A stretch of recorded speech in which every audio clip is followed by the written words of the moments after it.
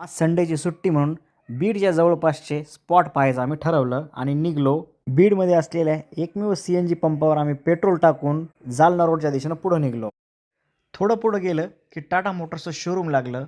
वाटलं चला नवीन आलेली सिएरा पाहून घ्यावी, पण तिथं रविवारमुळं बंद होतं आणि समोरच दिसतंय बघा शोरूम पुढं उभं राहिलं पाहायला भेटलं. नेमकाच तिथं एक अपघात झाला होता. 3 गाड्या एकमेकांवर आदळल्या होत्या. आता आपण पोहोचलो होतो पहिला स्पॉट नामलगावचं आशापूरक गणपती मंदिरामध्ये. मंदिराजवळ पोहोचल्या आरणाला दिसली मांजर. आरणा अशी उचलून घेणार होती जसं काय आपणच पाळलेली मांजर आहे ती. मंदिराचं एंट्रन्स मध्ये गेल्यावर गणपती बाप्पाची हे आहे गणपतीचं मंदिर आणि मंदिराला लागूनच 2 नद्यांचा संगम आहे.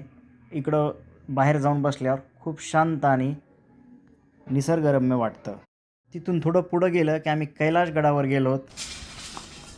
कैलाशगडाहून व्ह्यू खूप मस्त येतो आणि हा भगवा वाऱ्यानं फडकताना पाहायला खूप छान वाटतं. शेवटचा स्पॉट आम्ही पाहिला रामगड आणि रामाचं दर्शन घेऊन आजची ट्रिप संपली. आम्ही निघलो मग घरी. जय श्रीराम.